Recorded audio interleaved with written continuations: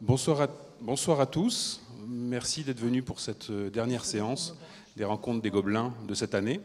Évidemment, nous reprendrons au mois d'octobre. J'avoue que pour l'instant, je ne sais pas trop encore quels seront les sujets, mais nous essaierons d'être toujours aussi intéressants et, si possible, novateurs. Donc ce soir, la nouveauté, elle est grande, à plus d'un titre, notamment parce que nous avons pensé, avec Charlotte Chastel et Christophe Henry, à aborder un sujet pas très connu de l'histoire de l'art, qui est l'art hippomobile, et notamment d'intégrer cette question de l'art hippomobile du point de vue de l'histoire de l'art. Et c'est ce point de vue-là qui n'est pas toujours très connu. Donc nous avons invité deux spécialistes, un spécialiste de l'extérieur, M. Libourel, et un spécialiste de l'intérieur, Mme Priva-Savini, si je puis dire, une dichotomie un peu simpliste, mais intéressante à faire. Voilà, je cède la parole tout de suite à Charlotte, et nous nous retrouvons à la fin. Merci. Bonsoir, merci beaucoup à tous d'être là pour cette grande dernière, la dernière de la saison, pour nous, pour notre cycle, et puis pour l'ensemble des rencontres des Gobelins. Un petit mot donc aussi pour vous expliquer ce pas de côté qu'on a fait en choisissant peut-être de s'écarter un peu de notre thématique, Faubourgs et Fabriques. On a voulu s'intéresser à toutes ces questions d'articulation entre l'histoire de l'art, l'histoire des techniques, l'histoire des savoir-faire, mais cette fois sur des supports mouvants, mobiles. Et d'où, voilà, il y a aussi beaucoup d'expositions qui nous ont donné envie de donner la parole à ces spécialistes. Alors, je présente rapidement Jean-Louis Libourel. Si vous avez... Oui, résolu vos... Ouais, très bien. Donc, Jean-Louis Libourel est conservateur en chef du patrimoine à l'Inventaire général des monuments et des richesses artistiques de la France. Il était dans les régions Bourgogne, Basse-Normandie et Languedoc-Roussillon. Il est spécialiste du patrimoine hippomobile, auteur de très nombreuses publications dans ce domaine, notamment du livre « Voiture hippomobile, vocabulaire typologique et technique », paru en 2005 aux éditions du patrimoine. Il a été commissaire de l'exposition Versailles à Arras, Roule et carrosse, une des expositions qui nous a donc inspirés pour ce cycle. Je lui passe tout de suite la parole. Merci. Alors, je voudrais d'abord remercier les organisateurs de ce cycle de conférences d'avoir eu la bonne idée d'y inclure l'art de la carrosserie. C'est la deuxième fois, en dehors de quelques colloques consacrés à l'art équestre ou au patrimoine équestre et dans lesquels on a pu aborder des problèmes touchant à la carrosserie, c'est la deuxième fois seulement que la carrosserie est traitée dans un cycle de conférences consacré à l'histoire de l'art. Donc c'est la deuxième fois que la carrosserie va être abordée sous cet angle-là. Et donc je remercie les organisateurs de me donner l'occasion, ainsi qu'à ma collègue, d'évoquer justement la carrosserie en tant que domaine de l'histoire de l'art et des arts décoratifs. La carrosserie est une industrie du luxe dont les produits n'étaient accessibles qu'aux classes privilégiées, aux privilégiés de la fortune. Et de ce fait, la carrosserie a toujours épousé les fluctuations de la mode et a toujours été à l'unisson du contexte artistique des différentes époques où elle s'est exercée. La voiture remarque Roubaud, en 1771, dans son art du menuisier carrossier. Les voitures donc sont sujettes, je cite, à des changements de mode et à des innovations d'autant plus fréquentes que ces sortes d'ouvrages ne semblent être faits que pour contenter le goût, lequel, dans les ouvrages dont il est ici question, n'a souvent d'autres règles que le génie de l'ouvrier et l'opulence ou, ce qui arrive quelquefois, le caprice de celui pour qui ces sortes d'ouvrages sont faits. Ce qui fait que, par exemple, une voiture qui plaît et qui est à la mode dans un temps n'est plus supportable l'année d'après. Et cela parce que la mode est changée.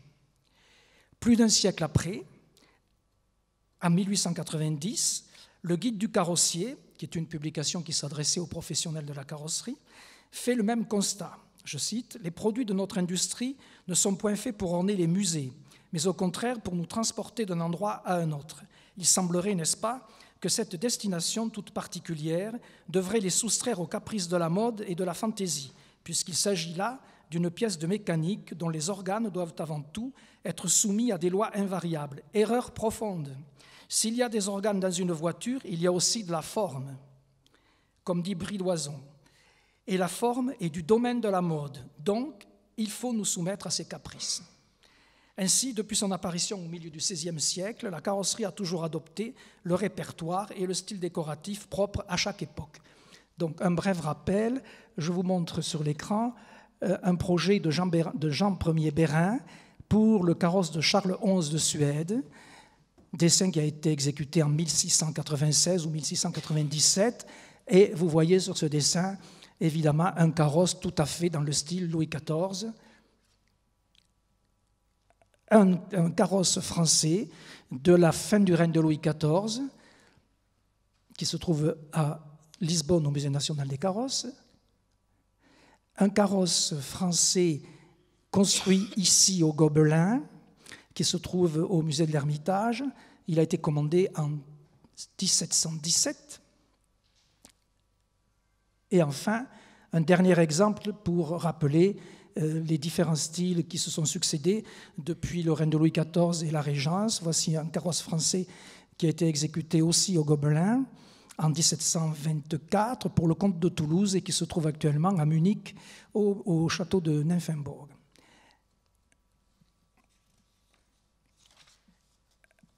Les deux grandes périodes du XVIIIe siècle qui vont intéresser la carrosserie occupent grosso modo le règne de Louis XV et le règne de Louis XVI et répondent, la première évidemment au style et à l'époque rocaille, la deuxième au style néoclassique. La rocaille va trouver dans le carrosse un moyen de s'exprimer d'une façon tout à fait extraordinaire et presque contradictoire, puisque elle est faite de courbes, de contre-courbes, de sinuosités, de choses tout à fait fantaisistes. Et cela dit, elle va pouvoir s'appliquer aux voitures, et les voitures doivent être des objets solides, des objets qui roulent, des objets qui transportent des personnes. On s'attendrait donc à ne pas voir sur de pareils objets toutes les folies de la rocaille. Eh bien non, vous allez voir à travers les exemples que je vais vous montrer que la rocaille s'est emparée avec un immense succès de la carrosserie pendant tout le règne de Louis XV. Voici une berline française construite à Paris. Elle a été commandée en 1727 par le roi Jean V de Portugal. Je vais vous montrer toute une série d'images qui proviennent toutes de la même commande. Le roi Jean V de Portugal, en 1727, commande 24 berlines à Paris en prévision de la cérémonie dite de l'échange des princesses qui a lieu en janvier 1729 à Caya, sur la frontière hispano-portugaise. Et vous vous souvenez que cet échange des princesses était l'occasion de deux mariages princiers entre deux princesses et deux princes espagnols et portugais. Et pour cette occasion, le roi de Portugal fait construire donc 24 berlines pour montrer toute sa puissance par rapport au roi d'Espagne. Voici donc l'une de ces berlines, 1727, exécution 1728. Elles ont été livrées depuis le port du Havre par bateau jusqu'à Lisbonne en 1728. Voilà une deuxième voiture de cette série. Vous voyez peut-être plus en détail le décor de cette voiture, à la fois le décor peint et le décor sculpté.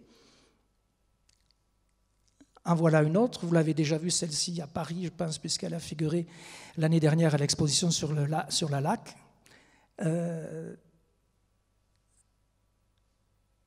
C'est une berline. Elle était datée 1760, mais là je crois que c'est uniquement les peintures qui sont plus tardives. La caisse elle-même et les sculptures de la caisse datent de 1727-1728, mais elle a été repeinte par la suite dans les années 1760 au niveau des scènes qui sont sur les panneaux. Voilà un détail de cette voiture. Vous pouvez admirer évidemment toute la force de cette sculpture rocaille et toute sa beauté. Il n'y a aucune différence entre un bois de carrosse.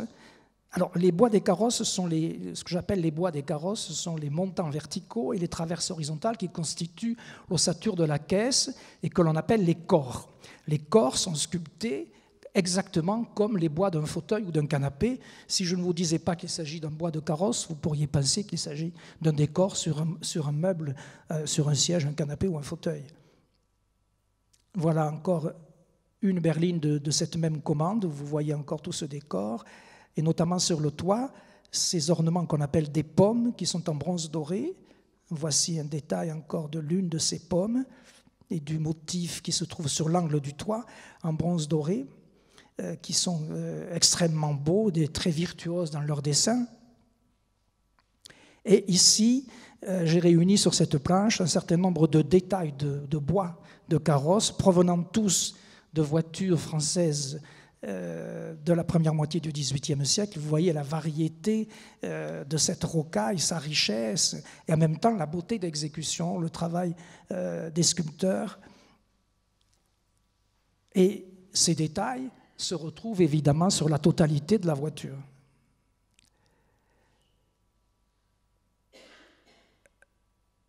Les modèles étaient fournis par des dessinateurs en vogue à l'époque, par des ornemanistes. Et par exemple, je vous montre ici des dessins qui représentent des charnières de portières de voitures dessinées par Nicolas Pineau.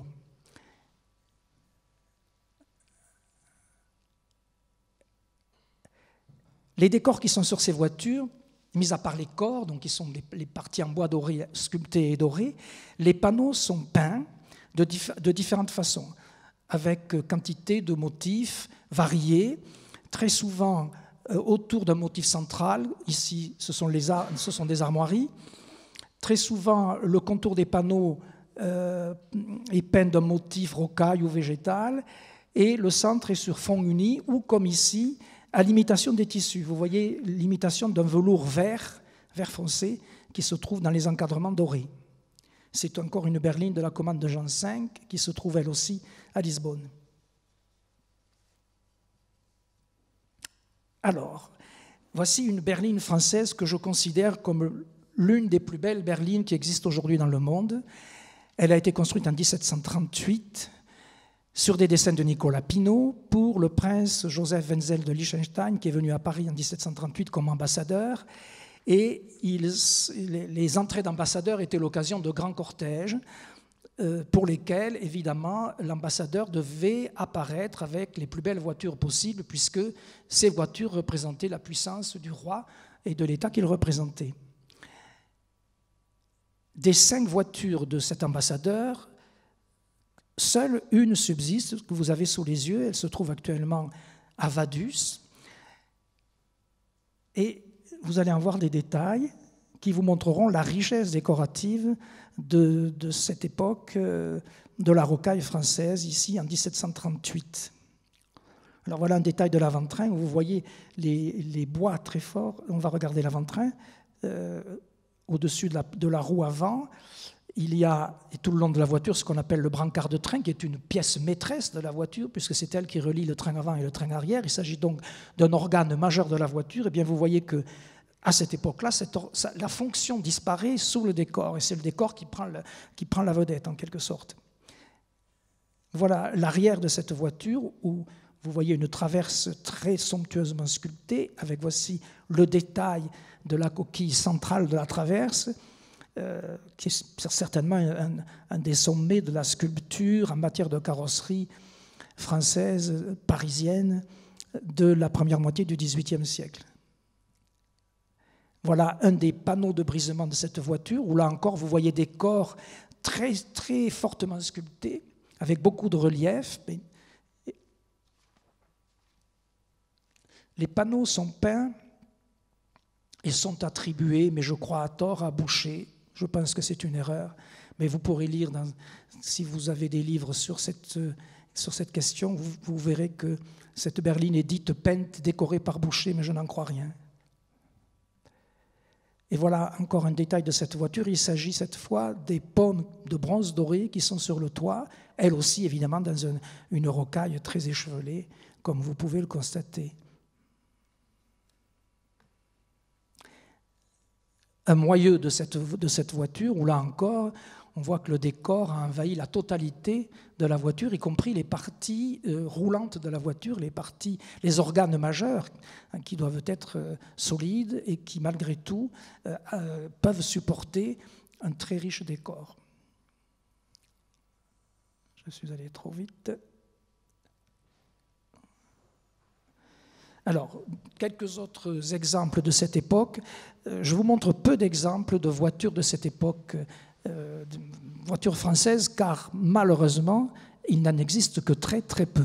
Nous n'avons en France qu'une voiture d'époque Louis XV, de la première moitié du XVIIIe siècle, qui a appartenu au roi Jean V de Portugal, qui après toute une aventure est revenue en France et se trouve actuellement au musée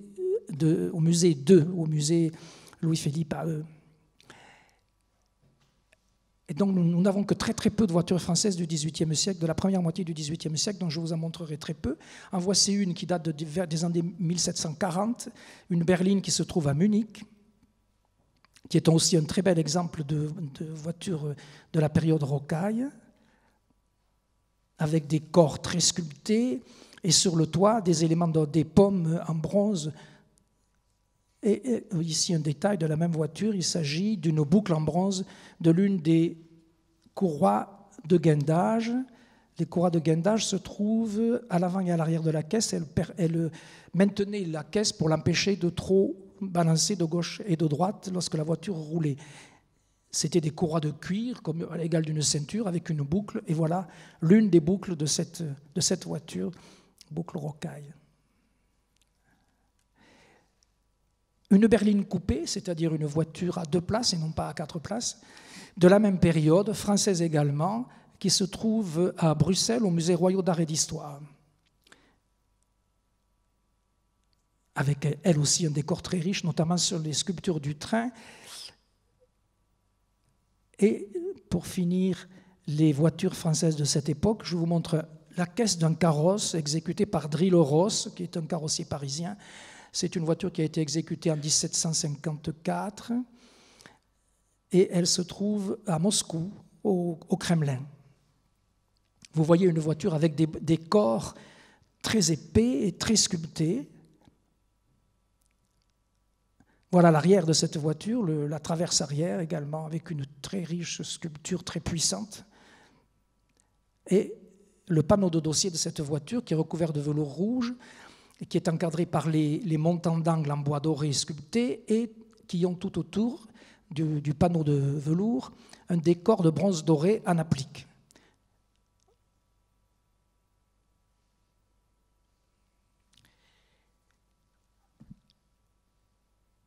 Après cette première moitié du XVIIIe siècle, nous allons voir la carrosserie évoluer en fonction de l'apparition d'un nouveau style que l'on va qualifier de néoclassique. Et tout d'abord, dans les années 1750-1760, le décor néoclassique apparaît. Il apparaît à la suite de l'opposition que font certains par rapport à la rocaille, qui est considérée comme extravagante et qu'il faut revenir à des formes plus sages, et surtout à la suite de la découverte des fouilles de Pompéi et d'Herculanum en 1747.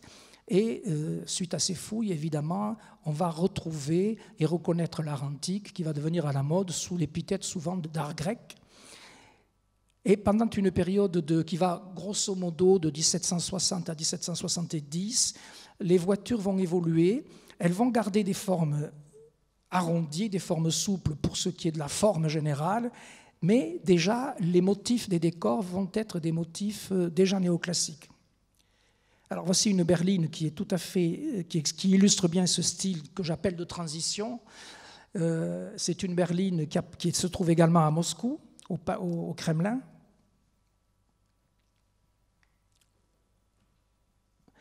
Une berline de la même période où l'on trouve encore des lignes courbes, mais déjà pratiquement plus de décors, sinon des décors peints sur les panneaux de caisse. C'est une berline qui se trouve au musée Crozatier, au Puy, dans la ville du Puy.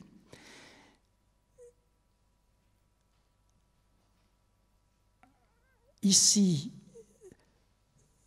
une photo qui vous montre une élévation latérale d'une berline qui est encore une berline rocaille. Et vous voyez que l'élévation est galbée, donc elle est faite de courbes qui vont depuis la base de la caisse jusqu'au sommet. À la fin des années 1760, la modernité, le néoclassicisme va, au niveau des formes, se matérialiser par une plus grande rigueur et la domination de la ligne droite. Voici une berline donc néoclassique, et vous voyez que l'élévation latérale est parfaitement plane, il n'y a plus du tout de courbe au niveau de l'élévation. Ici, une voiture qui est un coupé, une berline coupée à 2 places. C'est une gravure tirée de l'ouvrage de Roubaud, 1771, qui nous montre bien la disparition de toutes ces lignes courbes au profit de la ligne droite et la simplification des décors. On a encore du décor, vous voyez sur cette voiture des guirlandes au niveau du toit et au niveau de la ceinture, mais c'est un décor qui est de plus en plus amaigri par rapport au décor de la période précédente. Voilà encore une berline coupée qui se trouve à Thouars, au musée Henri Barré, et qui nous montre bien, elle date des années 1770-1780. Vous voyez comment on est passé de cette richesse de la première moitié du XVIIIe siècle, de ces lignes, de tous ces galbes, à quelque chose de beaucoup plus géométrique, quelque chose qui ressemble à un dessin moderne, hein, à une carrosserie moderne. Et il n'y a pratiquement plus de décor sur cette voiture. Voilà un dessin pris un peu au hasard aussi parmi les dessins de cette époque. C'est un dessin qui date de 1767. C'est un projet de voiture pour le marquis de Marigny. Et là encore, on retrouve évidemment une grande rigidité au niveau de la forme de la caisse. La richesse se trouve simplement dans les décors peints qui sont sur les panneaux.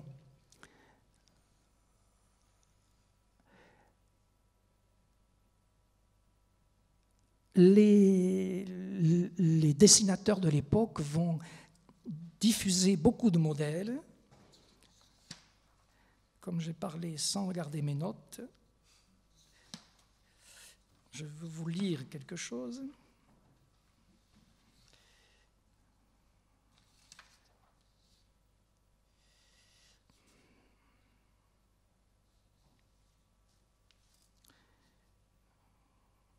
Alors, voici un dessin d'Alexandre Petitot. Et je vous lis la légende de ce dessin. Char à la grecque ou char rostral. Dessin d'un chariot qui contiendrait des places pour 6 personnes assises commodément et 4 ou 5 enfants également assis sur les gradins, sans compter le cocher. Ce qui m'intéresse dans ce dessin, c'est déjà l'appellation de la voiture, qui est une voiture qui n'a certainement jamais existé. C'est donc un char à la grecque.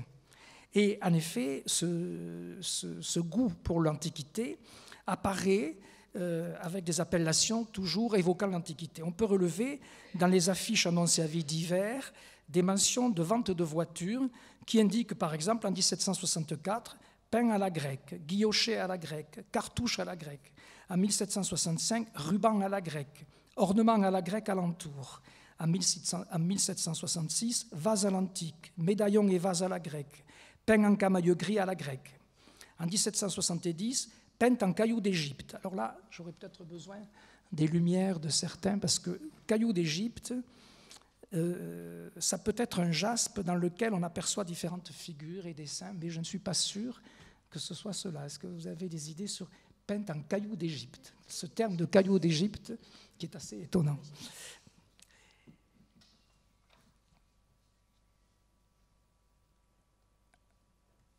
Alors voilà un autre dessin d'une voiture improbable qui n'a certainement jamais été réalisé. C'est un dessin de Lalonde qui nous montre une voiture des années 1780, néoclassique, mais en fait c'est une voiture qui s'inspire de la forme des vases à parfum ou des objets d'ornement, mais qui ressemble peu à une voiture. S'il n'y avait pas les roues, vous imagineriez que c'est un objet de salon, de vitrine, mais pas du tout une voiture.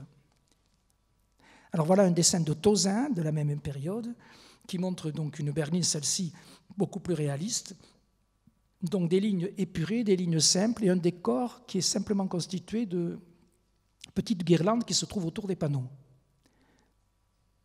C'est un dessin de 1776 aussi.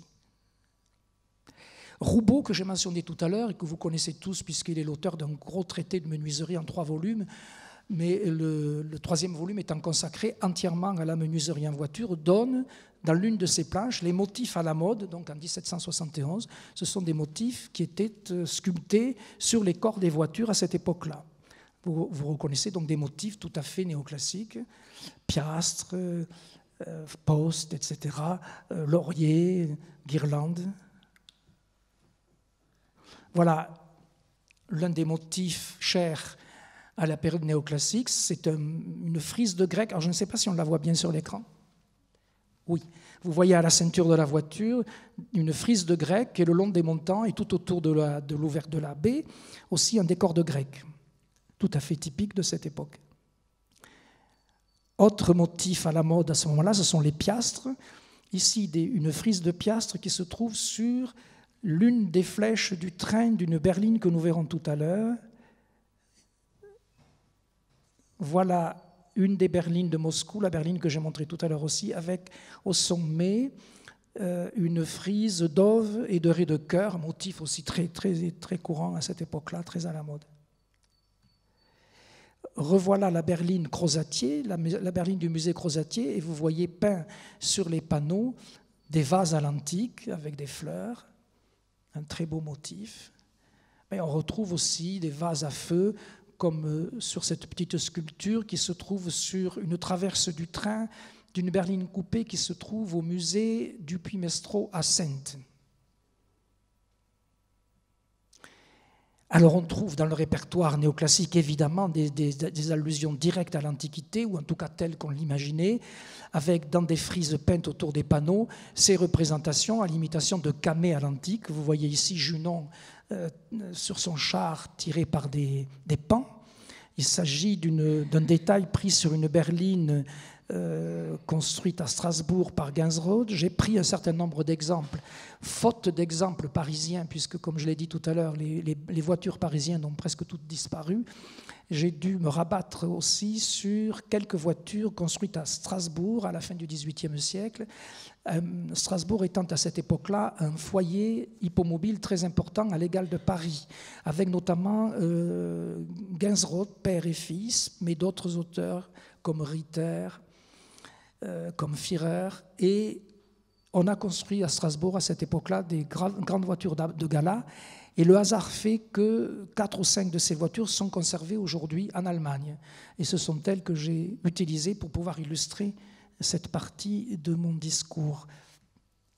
Voilà une autre berline de Gainsrod, donc construite à Strasbourg, et vous retrouvez à l'angle de la frise, vous voyez un médaillon, un camée, une imitation de camée dans le rinceau. Voici sur une chaise de poste du musée de Lisbonne une frise de guirlande alternant avec des peintures en grisaille imitant des camées. Donc c'est quelque chose qui est très à la mode à ce moment-là et qui fait référence évidemment et qui s'inspire de ce que l'on trouvait à Pompéi. Quelques voitures françaises, il en existe quelques-unes cependant, parisiennes. Celle-ci se trouve à Rome, au Museo di Roma, au Palais Braschi. C'est une voiture qui est intéressante car elle est datée très précisément 1773. Elle a été construite par le menuisier Bréard, qui est un Parisien, qui a signé la voiture à 4 endroits, ce qui est rarissime pour l'époque. On a très peu de voitures du XVIIIe siècle portant des marques de fabricants. Celle-ci en est une. Voilà une autre berline française de la même époque qui se trouve à New York, au musée Stony Brook.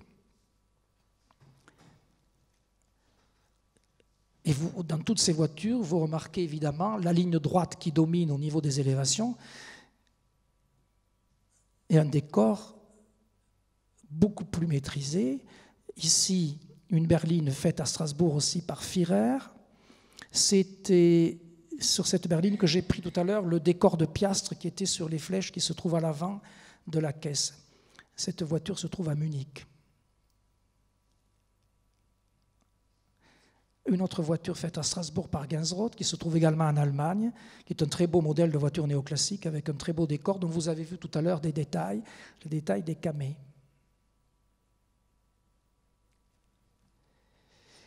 Une autre voiture de Gainsrod, toujours strasbourgeoise, également en Allemagne, à Augustusburg.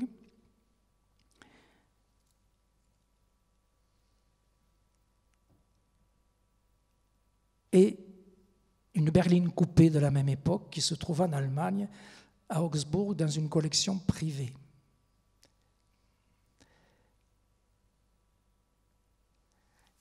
Alors, je conclurai en citant Anne Forêt-Carlier, en empruntant une phrase qu'elle a écrite dans son livre « Les secrets de la laque française » à propos de l'exposition qui a eu lieu l'année dernière aux Arts décoratifs, au Musée des Arts décoratifs. Elle dit, et elle a tout à fait raison, il ne serait sans doute pas excessif de voir dans la voiture hippomobile du XVIIIe siècle l'objet qui incarne le mieux les sommets de raffinement et de luxe auxquels était parvenu l'art décoratif français. Et j'espère que les quelques images que je vous ai montrées suffisent à démontrer cela, à savoir que les arts décoratifs, tous les arts décoratifs, la peinture, la sculpture, les bronzes, les textiles, les cuirs, se trouvent réunis pour constituer le corps d'une voiture, non seulement les matériaux, mais aussi toutes les techniques de mise en œuvre de ces matériaux. Merci de votre attention.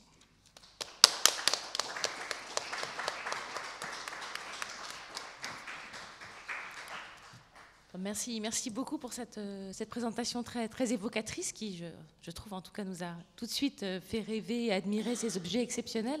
Alors ça appelle plein de questions, donc je vais lancer une première question et puis j'invite le public à poser toutes les questions que vous souhaitez. Alors ma première question, vous avez très bien évoqué ce croisement des différentes techniques décoratives, vous avez évoqué le génie de l'ouvrier. Est-ce que vous pouvez nous dire un peu plus si ces voitures étaient fabriquées, alors peut-être que ça a varié au long du siècle, étaient fabriquées dans des lieux spécialisés, ou si c'était l'occasion de réunir des ouvriers de différentes spécialités. Est-ce que vous comprenez ma question qui est Oui, c'est très difficile. Il y a peu d'études sur la carrosserie en général. Donc nous savons très peu de choses sur l'organisation des corps de métier. Les corps de métier de la carrosserie au XVIIIe siècle répondent au système des corporations. Donc c'est extrêmement cloisonné. Qu'est-ce que c'est qu'un carrossier au XVIIIe siècle? Grande question. Je pense qu'un carrossier au XVIIIe siècle, c'est vrai, c'est l'équivalent du marchand mercier. C'est-à-dire c'est quelqu'un qui réunit, qui fait travailler différents corps de métier, des bronziers, des menuisiers, des peintres, des sculpteurs, et qui réunit le tout pour constituer, au bout de la chaîne, le montage d'une voiture. Ils étaient très nombreux, les ateliers étaient très nombreux. C'était certainement des petits ateliers, mais capables de travailler très vite.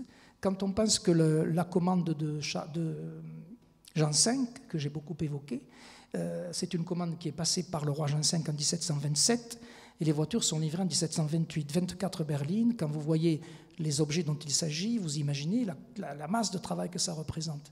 Et cependant, ces ateliers étaient capables de fournir ces énormes voitures très décorées dans un temps relativement court.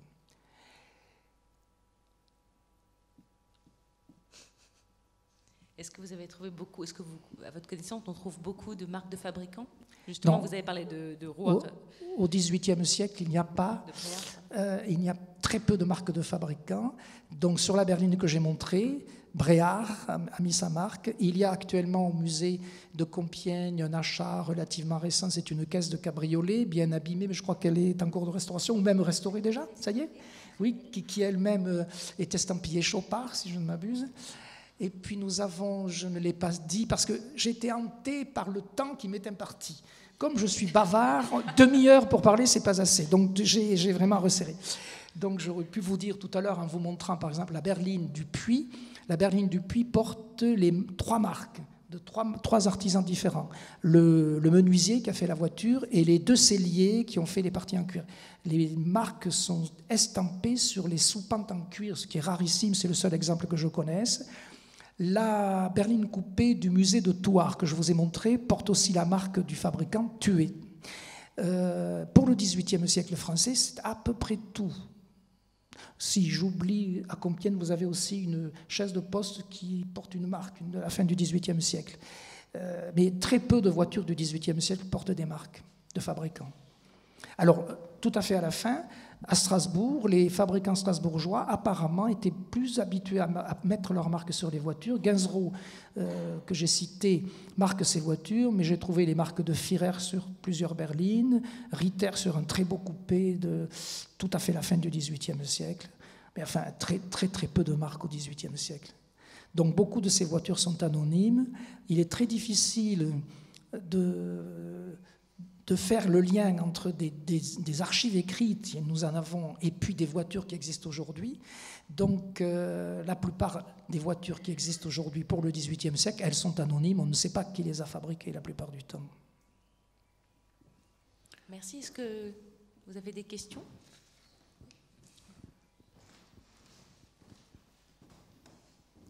Oui, bonsoir. Vous avez donc parlé des voitures extérieures. Moi, au niveau de l'intérieur, de la décoration intérieure, des tissus... Alors, je n'en ai pas parlé parce que... Excusez-moi, j'ai peut-être pas lu le programme jusqu'au bout, alors. Ma collègue de Compiègne est là pour ça, donc je n'allais pas lui couper l'herbe sous le pied, donc je n'ai absolument pas parlé des décors. Ce que je peux dire simplement, mais elle va nous le démontrer, c'est que les garnitures intérieures sont évidemment, elles aussi, toujours au goût du jour et suivent la mode, évidemment. Moi, j'avais une question très intéressée. Vous avez parlé de voitures faites au Gobelin, parce que personnellement, j'ignorais complètement qu'on avait aussi construit des voitures au Gobelin. Vous en savez un peu plus, ou comment on les reconnaît? Très peu, on sait, très peu de choses. On sait qu'il y a eu des voitures construites au Gobelin, oui. J'ai peut-être... C'est un avenir pour la manufacture. Il n'y a pas eu de recherche ou d'études en particulier Alors, on sait par exemple que Jacques Dagly, peintre d'horreur vernisseur, qui dirige l'atelier de la manufacture des Gobelins à partir de 1770, a signé une Cédiole. Une Cédiole, c'est une petite voiture à deux roues, originaire d'Italie, mais on en a fabriqué partout, qui se trouve à Compiègne au musée et qui est due à ce Dagly, donc, qui travaille au Gobelin. Claude Namur, menuisier carrossier, qui travaillait au Gobelin. Le 17 novembre 1716, il obtient un congé pour aller à Saint-Pétersbourg et entrer au service de la Tsarine. Donc voilà un artisan parisien qui s'exporte en Russie pour y faire des voitures. Exactement quoi, on ne sait pas trop. Menuisier carrossier, ça veut dire qu'il fait des caisses de voitures. Le menuisier carrossier, à cette époque-là, fabrique la caisse de la voiture. Et le charron fabrique le train. Les sculpteurs sculptent les éléments du train ou de la caisse. Ensuite, les peintres viennent peindre. Et puis les doreurs font les dorures. Les bronzes sont faits dans des ateliers de bronziers, etc. Et le tout est assemblé par le carrossier. Et nous avons aussi Pierre de Neuve-Maison. Alors Pierre de Neuve-Maison, il est directeur des ouvrages de la Chine pour le roi à l'Hôtel Royal des Gobelins, donc vous le connaissez bien. Il est mort à la manufacture des Gobelins en 1752. Alors lui, on a plusieurs mentions de voitures sur lesquelles il a travaillé. En 1738, il dore le premier carrosse de l'entrée publique du prince de Liechtenstein à Paris, dont j'ai montré tout à l'heure la belle berline de Vadus. En 1747, vente d'un grand carrosse à deux fonds, doré et verni par Neuve-Maison. En 1752, vente d'une berline vernie par Neuve-Maison. En 1752 encore, vente d'un berlingot. Un berlingot, c'est une petite voiture à deux places, c'est un coupé. Peint et doré au Gobelin par le sieur Neuve-Maison. Les panneaux représentent les 4 saisons de l'année. Il est doublé de velours cramoisi à ramage et orné en dedans d'une cartisane de soie cramoisie. Ça, c'est pour vous. Voilà, donc dans son inventaire après décès, le 13 juin 1752, on relève dans son atelier 12 voitures entièrement montées ou sans leur train. Il y a 7 berlines, 2 berlingots, 2 chaises de poste, un vis-à-vis. Donc on a Charles-André Tremblin, vernisseur, qui est le gendre de Pierre de Neuve-Maison, dont il a épousé la fille Anne Ursule. Lui aussi travaille sur des voitures. Il va à la cour de Vienne où il fait plusieurs carrosses pour l'empereur. Voilà, donc on a quelques informations sur l'activité, mais c'est très ponctuel, d'artisans qui ont travaillé au Gobelin.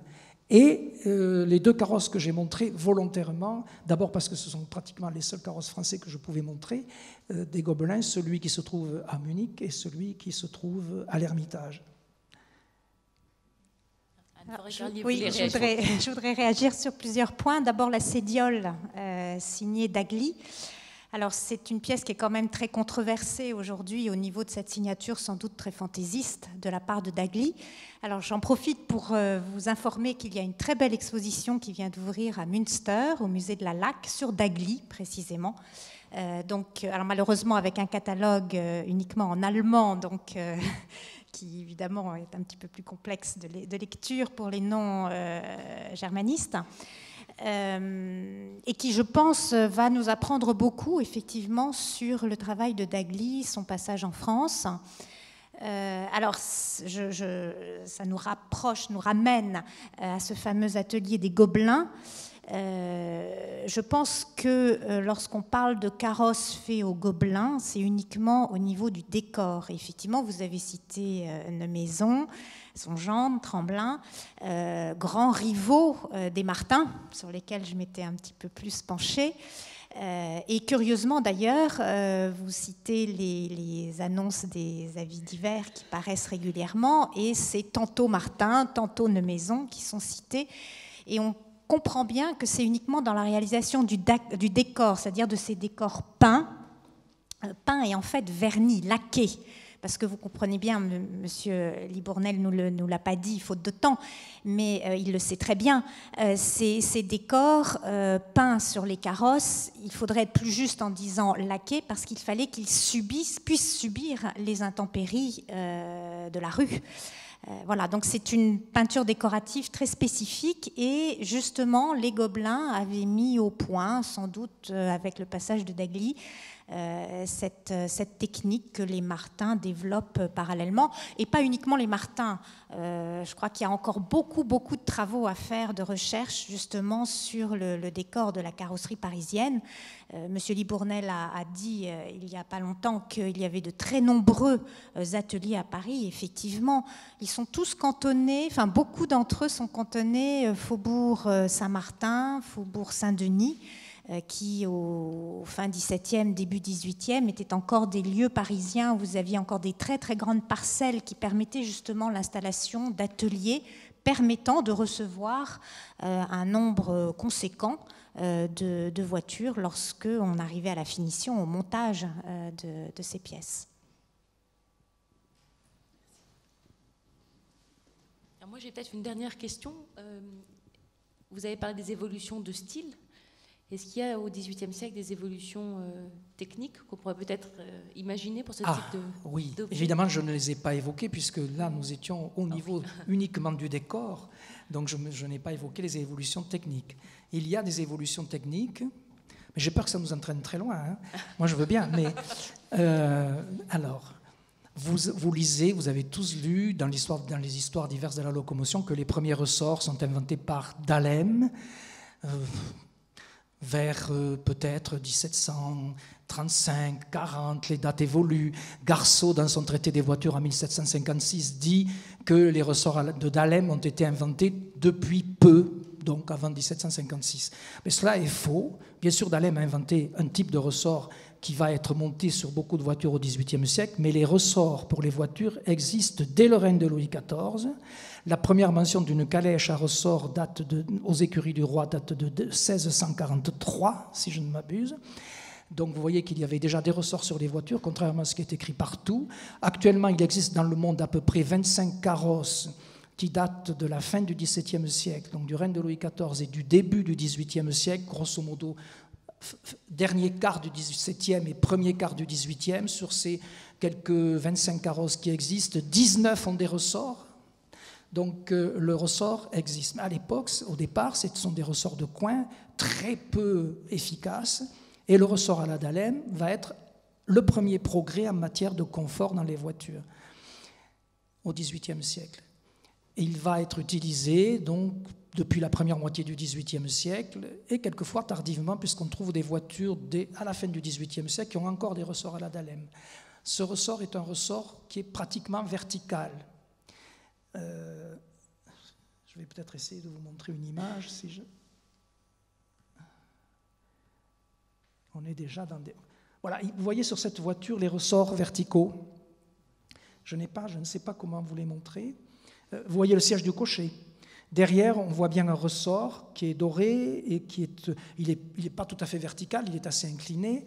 Donc le ressort à la Dahlem, c'est un ressort droit qui est fixé sur le train de la voiture, à l'avant et à l'arrière, et auquel sont accrochées les soupentes en cuir qui viennent se fixer au bas de la caisse de la voiture.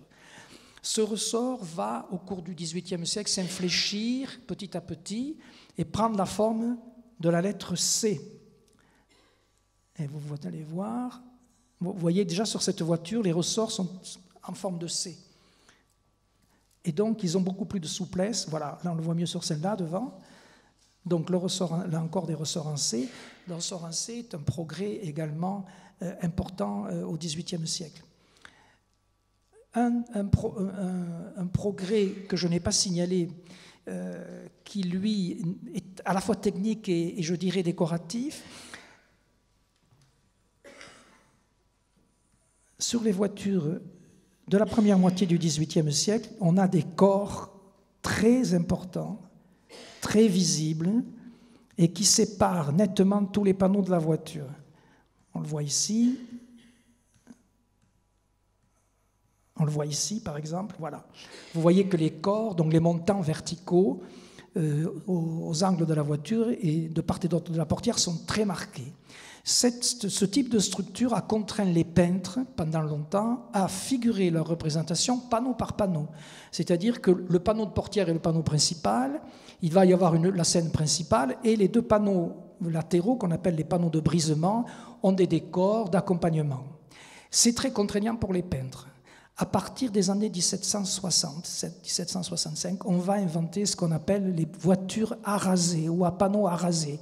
Ça consiste à réduire les corps, à les rendre presque invisibles, c'est-à-dire donc techniquement à alléger la voiture de beaucoup de poids, à réduire les corps au minimum, de manière à ce que les panneaux puissent être quasiment jointifs et quelquefois jointifs. Du coup, le peintre peut peindre un seul et même sujet sur les 3 panneaux.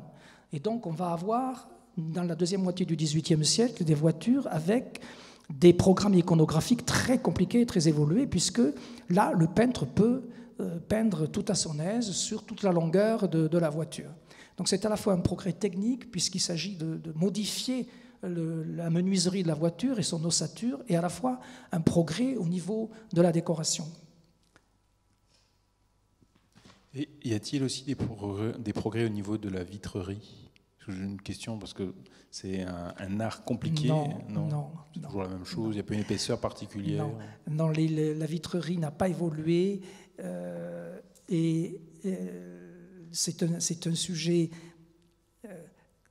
qui préoccupe beaucoup les voyageurs du XVIIe, du XVIIIe et du XIXe siècle, car lorsqu'une voiture versait, ce qui arrivait assez fréquemment, c'est-à-dire soit par le bris d'une roue, soit par l'emportement des chevaux, soit par le bris d'une soupente, si la caisse venait à verser, évidemment les glaces étaient brisées, les passagers pouvaient être blessés, avaient des hémorragies, donc c'était une grande crainte.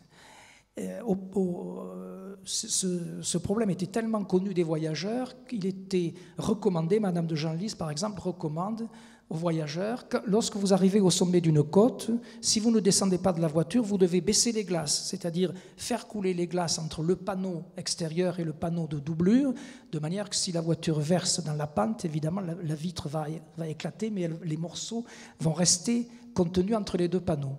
Et cette chose est très connue, et encore au XIXe siècle, en 1825, lors du sacre de Charles X à Reims, la voiture du roi, les chevaux de la voiture du roi s'emballent, et le roi, Charles X, qui va être couronné, dit à son fils « baissez les glaces ».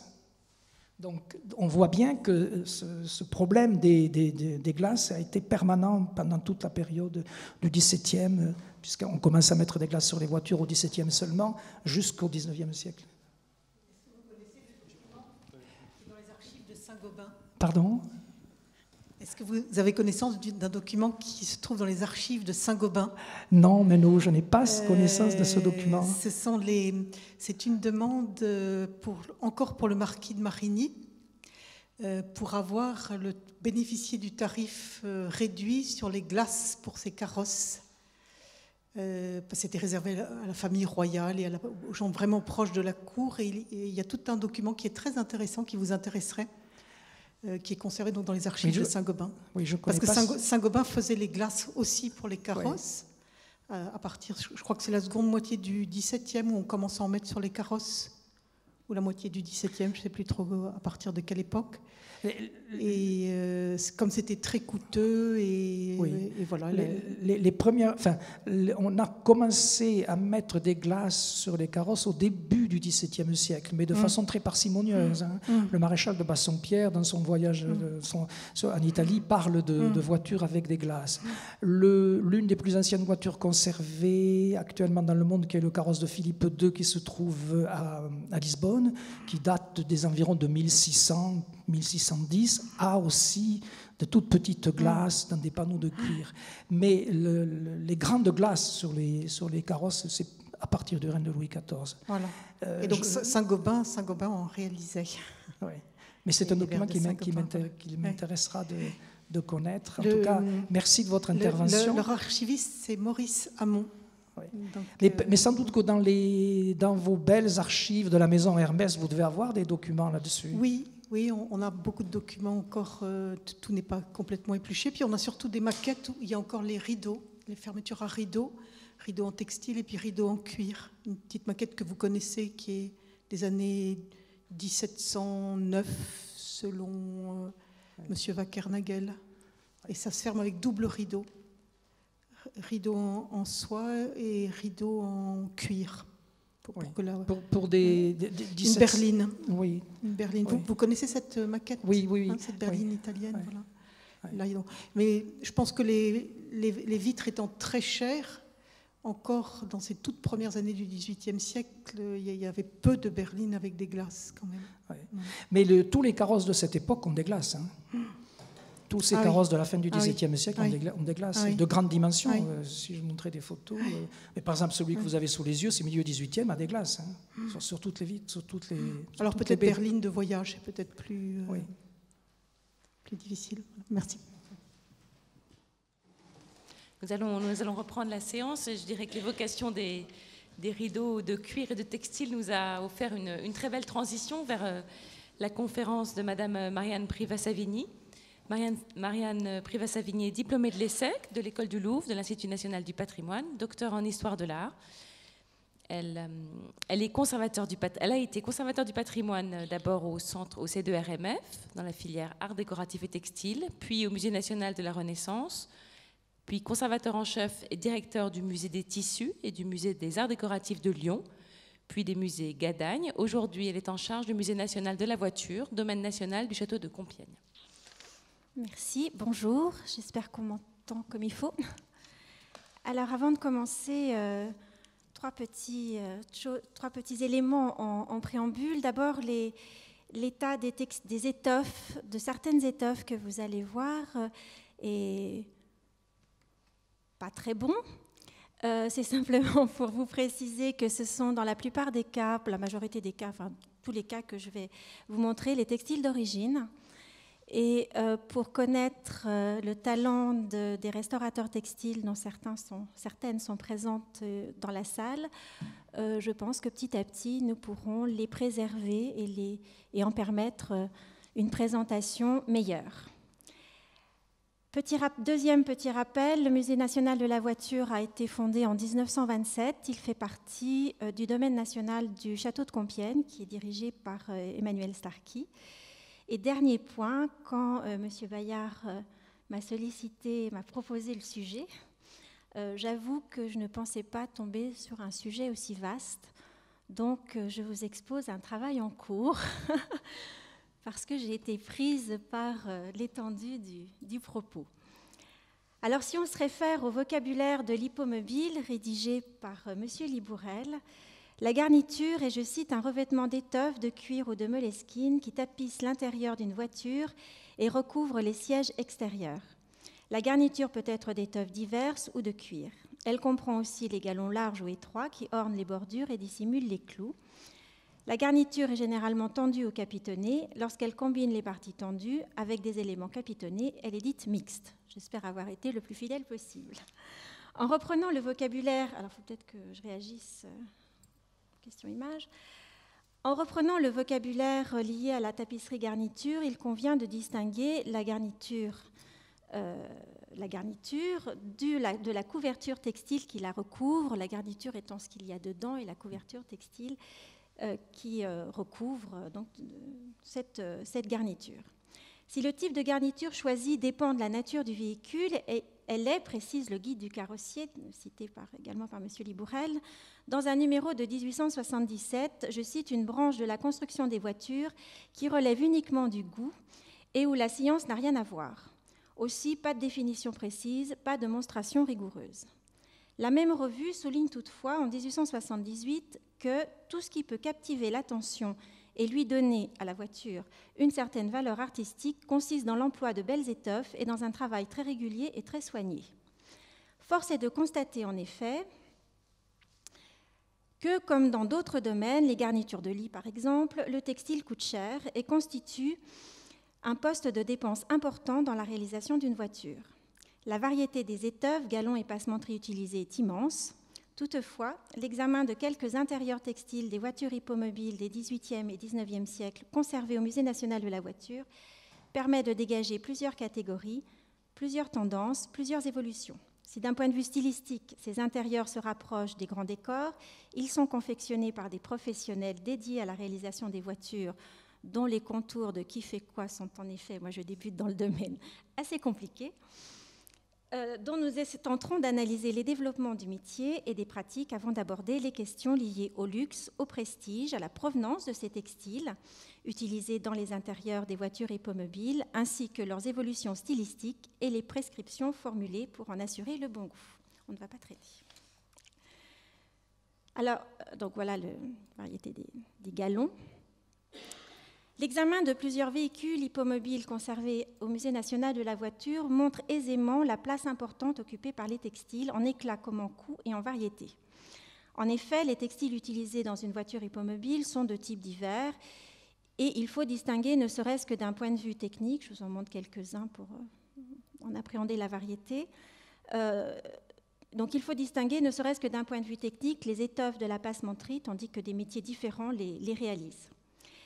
Les tissus qui résultent d'armures variées, on en a vu, on voit quelques-uns, j'y reviendrai tout à l'heure, servent à la couverture des sièges, dossiers, accotoirs, panneaux, à la confection de la housse du siège de cocher, pour laquelle, comme dans cette voiture, un drap de laine est utilisé. Il s'agit d'une étoffe assez solide dont on se sert également pour la réalisation des costumes militaires, des costumes de postillon ou de livrée, dont le Musée national de la voiture possède un certain nombre d'exemplaires. Il s'agit d'un tissu résistant dont le seul point faible est peut-être d'être particulièrement apprécié par les insectes. À ces étoffes s'ajoutent des éléments de passementerie, à savoir des galons de tailles diverses, les franges également de nature variée et les glands et autres bouffettes qui sont loin d'être en quantité négligeable. Voici un petit panorama sur lesquels nous reviendrons tout à l'heure. Les galons sont d'une variété assez remarquable. Des galons de gouttière, des galons à broder, à clouer, d'entrecouture, chacun ayant une fonction précise. Les galons larges sont destinés aux bordures des parties antérieures des coussins, des parts closes, à l'encadrement des pentes. Servent également de poignées de pilastres ou crémaillères, entre autres choses. Les petits galons couture ou à rabattre sont utilisés pour les macarons de portière, les rosaces du pavillon, les glands des stores, les cordons, cordonnets et câblés, les mains de glace frangées, etc. Ou encore pour les guides de laquais à l'arrière du véhicule. Les dessins des galons sont d'une infinie variété. Catherine Rummler en a recensé quelques-uns de divers types, alors je vous en cite juste deux, à bande et filet de biais, à petits pois rouges satinés, à bande satinée et piqûre à cœur de soie, etc., etc. Les galons servent, comme dans le cas d'une garniture de siège, à cacher couture et clous résultant de la garniture. Si le textile est conséquent à l'intérieur des voitures, il est aussi très présent à l'extérieur, en dépit de sa fragilité. Ainsi, des galons larges enrichis de glands de passementerie sont placés à l'arrière du véhicule, les guides de laquais permettant aux domestiques de se tenir avec sécurité et élégance. La housse du siège de cocher est également enrichie de galons variés, de franges et de glands au travail soigné, comme ici, âmes de bois recouvertes de fils de soie, de filets métalliques, franges parfois moulinées à gros et petits bouillons, câblés et girolines, jasmin, etc. La housse de cocher de la berline de la République, commandée en 1896, est particulièrement révélatrice de cette richesse. Les sols sont souvent ornés de tapis moquettes, en particulier sous le Second Empire, tapis moquettes qui se retrouvent aussi dans le décor intérieur des demeures. Le tapis moquette posé récemment dans le cadre de la restauration des appartements d'invités au sein du château de Compiègne sont à peu près identiques à celui, de la berline dit Schickler qui se trouve en haut à gauche pour vous. Alors, quand il n'y a pas de tapis moquette à l'intérieur des voitures, on s'efforce d'harmoniser le sol avec le textile. Ici, un exemple de ce sol peint d'une berline de la famille Tanara, datée de la fin du XVIIIe siècle, qui reprend les motifs du textile de couverture de la garniture.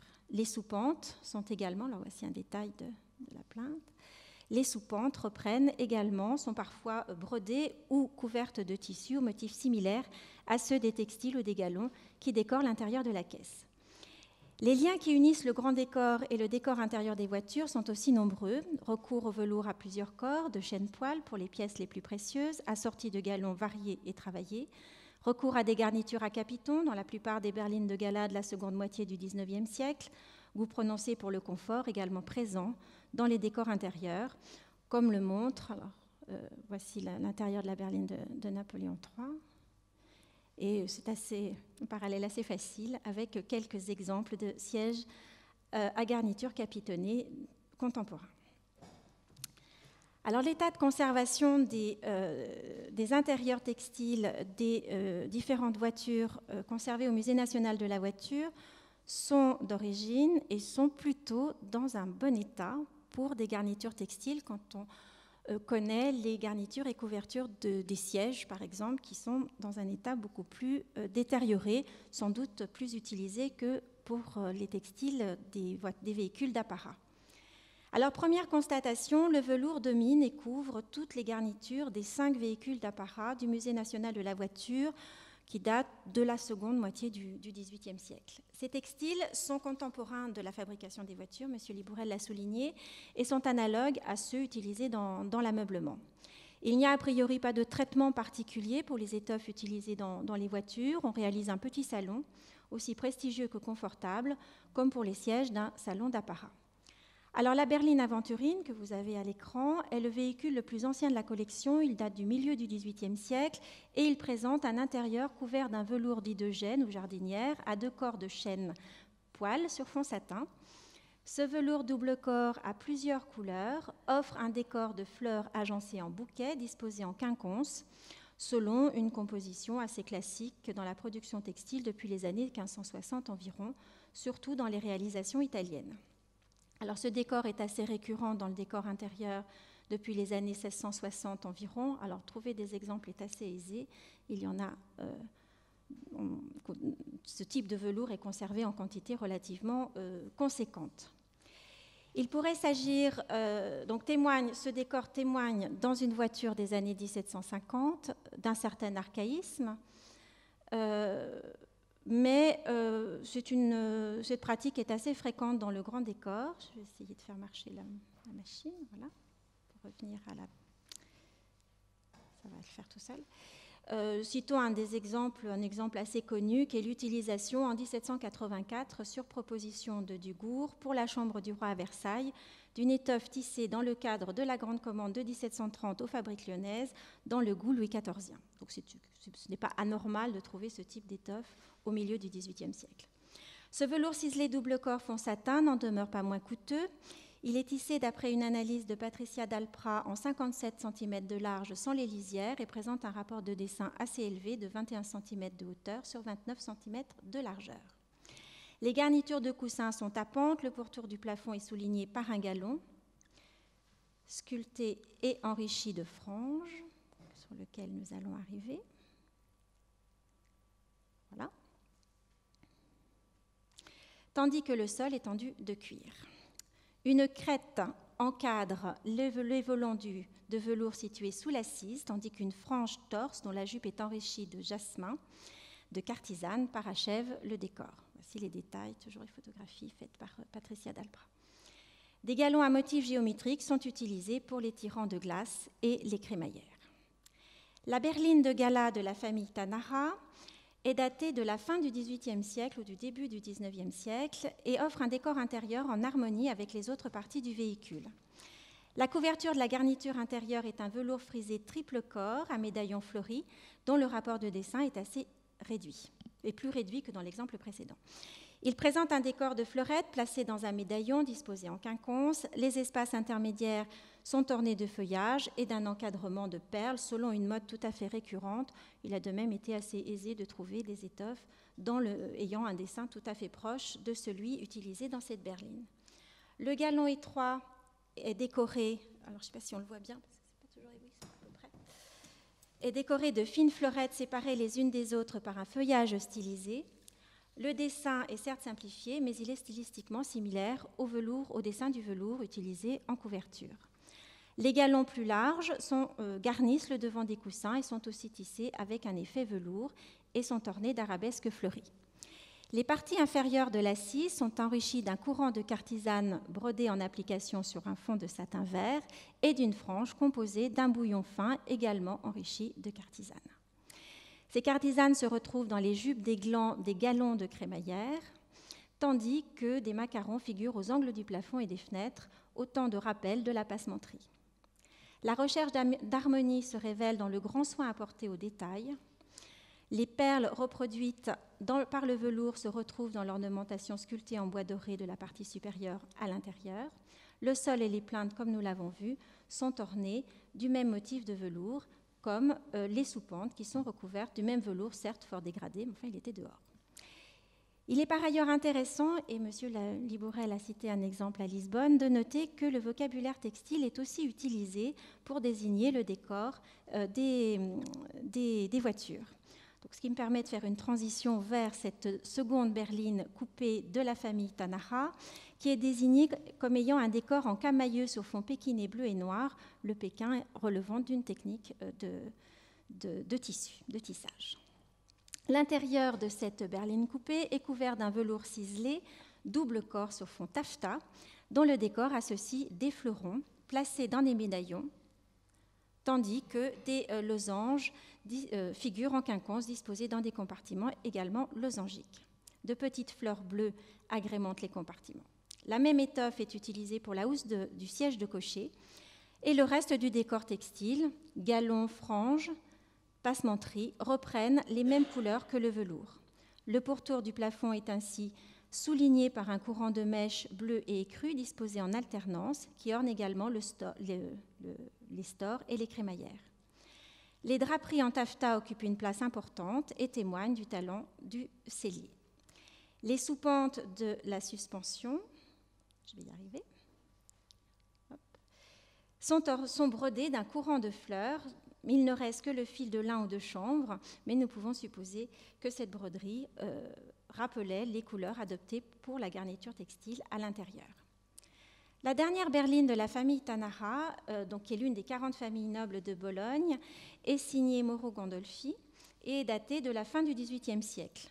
Son décor peint et sculpté est somptueux, comme sa garniture intérieure, malheureusement assez peu accessible, donc je n'ai qu'une photo assez mauvaise pour des raisons de conservation. Le tissu de couverture est un velours ciselé rouge et blanc à rayures, enrichi de fleurettes et d'étoiles, motifs qui sont également brodés sur les harnais pour 6 chevaux, également conservés au musée de la voiture. Alors là encore, sur ce type d'étoffe, il est assez aisé de trouver des exemples conservés avec le même type de dessin. Là, en l'occurrence, c'est un pékin qui a été utilisé pour un voile de calice. Donc ça montre, on parlait des effets de la mode, on est dans un même esprit, du moins dans le même tendance en termes de goût. Une étoffe similaire se retrouve dans la berline dite du sénateur Caprara, également donnée à Mauro Gandolfi. Elle présente un décor intérieur en velours ciselé rayé bleu et bleu foncé sur fond blanc, également caractéristique des étoffes tissées à la fin du siècle des Lumières. Les garnitures sont toutes tendues, ce qui reviendra à la mode dans le dernier tiers du XIXe siècle, et l'usage du velours dans les voitures d'apparat du XVIIIe siècle est récurrent. Les mentions sont nombreuses. Je me permets de reprendre un exemple cité par Jean-Louis Libourel dans son vocabulaire, celui du carrosse de la dauphine Marie-Joseph de Saxe, qui en 1767 possède 2 carrosses dorées garnies de velours cramoisi, 2 carrosses noires garnies de velours noir et 2 berlines dorées et peintes garnies de velours cramoisi également. Ayant fait un petit voyage à Lisbonne à l'occasion de l'inauguration du nouveau musée des carrosses, j'ai donc vérifié, effectivement, beaucoup de berlines du XVIIIe siècle sont bien garnies de velours. Alors, les intérieurs des véhicules d'apparat du 19e siècle, conservés toujours au musée de la voiture, témoignent d'une évolution du goût vers des étoffes techniquement plus simples, mais plus fragiles, et des garnitures plus complexes.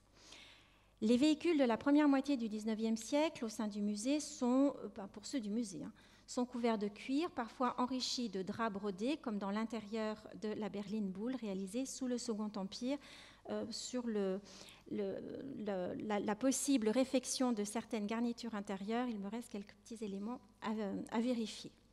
Dès le milieu du 19e siècle, le goût s'oriente vers l'utilisation de satin pour la couverture des sièges, des assises et des dossiers, voire des plafonds, de manière presque standardisée, tant ces intérieurs apparaissent similaires. La berline offerte par Eugénie à Napoléon III en 1867 présente un intérieur capitonné de satin vert et boutons rouges. Les galons, dont le dessin est réalisé dans les mêmes couleurs, sont ornés d'un courant de feuillage, tandis que les stores en taffetas sont enrichis de franges et de mèches rouges et vertes. Pardon, mes photos, j'essaie. Les franges à petits et gros bouillons sont en filets métalliques dorés. Le rouge et le vert appartiennent aux couleurs impériales et le style de l'intérieur de ce véhicule, comme je le disais tout à l'heure, se retrouve dans le grand décor contemporain, que ce soit à Saint-Cloud ou dans les salons d'apparat du Louvre. Le tapis moquette qui garnit le sol présente les mêmes couleurs. La berline dite Schickler, voici, je me suis amusée là, c'est assez aisé également de faire ce parallèle. La berline dite Schickler présente un intérieur bleu nuit et rouge. La couverture est à satin bleu nuit, presque noir. Les galons et la passementerie sont bleu nuit et rouge. Le tapis moquette reprend les mêmes coloris. Les rideaux sont aussi en taffetas bleu, enrichis de quelques nuances, de passementerie rouge et bleue. La housse voilà les détails de la passementerie. J'avoue que pourtant les couleurs sont différentes, mais comme j'ai eu un éclairage assez compliqué dans la cour des cuisines, entre la berline dite Schickler et la berline de Napoléon III, c'est vraiment, en dehors des couleurs qui changent, ce sont exactement les mêmes intérieurs. Donc voici quelques vues de la berline Schickler et de la housse de cocher qui présente un décor de passementerie qui répond à l'intérieur de la voiture, puisque les franges sont en rouge et les éléments de jasmin de boule de bois sont également en bleu avec des nuances de rouge. Donc c'est l'inverse de ce qui existe dans la voiture. Alors le coupé de ville aux armes de la famille de Dreux, Brézé, Gramont est carrossé par Binder. Il offre des caractéristiques similaires. L'intérieur est couvert de satin bleu sur garniture capitonnée. La passementerie est dans les nuances de bleu à motif de rayures. Voici le genre de travail auquel les restaurateurs textiles vont œuvrer. Les nuances de blanc dominent l'intérieur du coupé d'Orsay ayant appartenu à Lord Francis Bertie, ambassadeur en France entre 1905 et 1905, mais son véhicule est plus ancien. La garniture est capitonnée, recouverte d'une étoffe à motif de feuillage, sans doute un reps façonné. Les grands et petits galons sont assortis et sont ornés d'un décor de feuilles de vigne. Donc voici le décor. Une étoffe façonnée, sans doute également un reps, orne le grand coupé de ville de la famille Fould, également réalisé par Binder vers 1850. L'étoffe présente un décor assez chargé de feuillage avec un rapport de dessin relativement élevé. La garniture est utilisée tendue ou à capiton. Il s'agit donc d'une garniture mixte. Elle garnit autant les sièges que le plafond, que les côtés et les parties supérieures des sièges.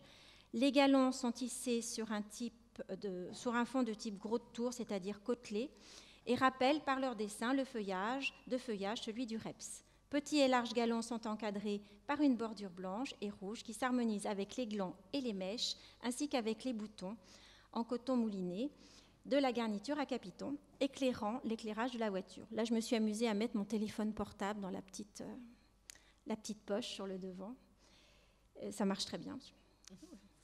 La partie centrale des portes est garnie du même reps rouge, tandis que la housse de cocher est réalisée dans un drap de laine marron bordé de passementerie crème portant les armes brodées et appliquées de la famille Fould.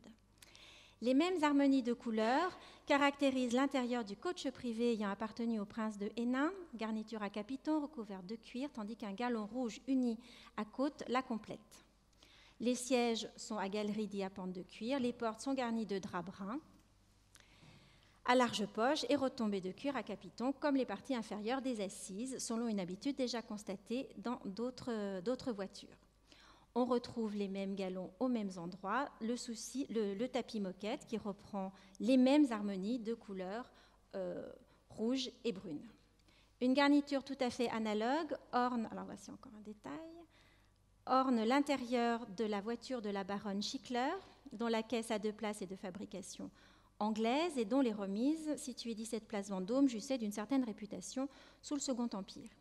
La garniture est à capiton rouge, sans doute un gros tour moiré, enrichi de galons rouges ornés d'un courant de feuillage assez proche de ceux déjà observés. Le plafond, voilà quelques détails, on voit bien la moire. Le plafond est plissé en satin blanc flanqué du chiffre de la propriétaire sur une plaque en bronze doré au centre, décor qui n'est pas sans rappeler certains ciels de lit ou de dais. Un ciel similaire orne le plafond de la berline dite de l'ambassade ottomane, à 7 glaces portant le chiffre du sultan Abdul Medjid, carrossé par Bender et qui fut utilisé à l'occasion du baptême du prince impérial en 1856. Les mêmes principes sont respectés.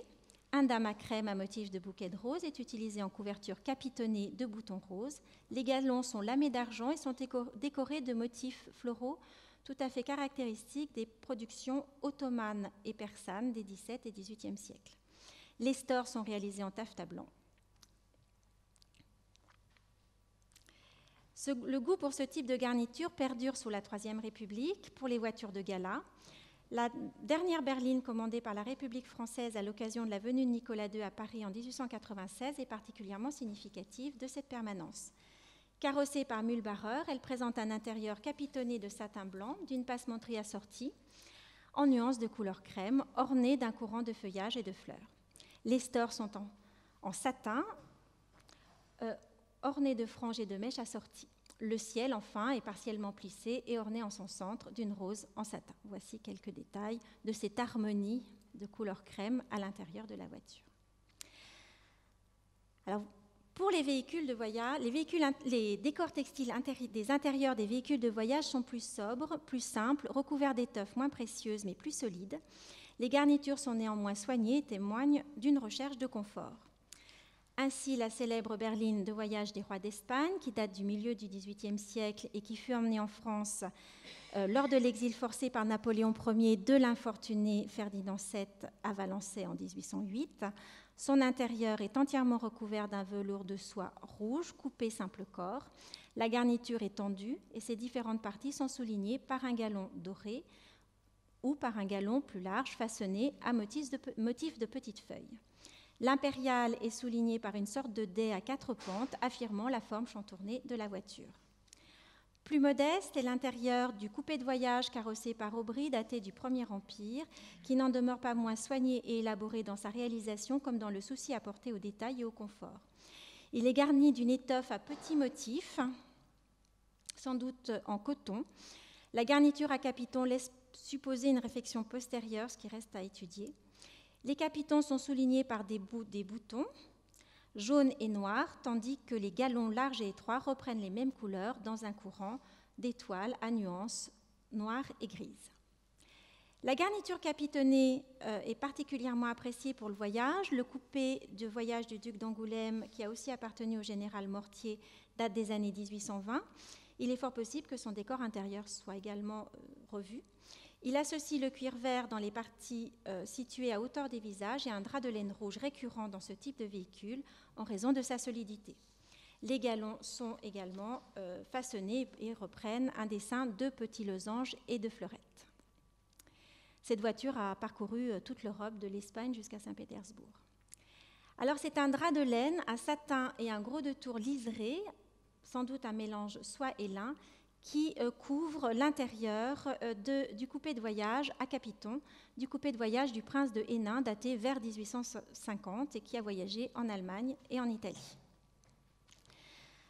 Comme le drap de laine ou le cuir, les étoffes mélangées, soit laine ou soit lin ou soit coton, sont tout à fait adaptées au voyage. Ainsi, le coupé de voyage de la famille de Damas présente une garniture à capiton couverte d'une étoffe façonnée mélangée soie et coton, sans doute un reps à rayures unies et fleurettes, enrichi de galons de plusieurs largeurs, toujours dans ce souci d'harmonie du décor.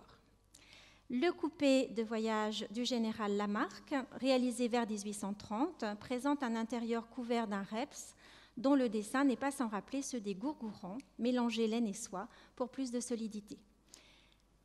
Donc voilà, on voit le côté plus pratique des véhicules de voyage. Un intérieur similaire orne l'intérieur de la berline de voyage Clocher vers 1835. Un reps ivoire décoré de bouquets accompagne des galons à motifs floraux.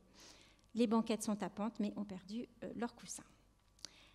La cotonnade imprimée, alors je ne sais pas pourquoi, je me suis aperçue que le maréchal Maison apparaissait 2 fois. La cotonnade imprimée paraît tout aussi adaptée aux contraintes du voyage.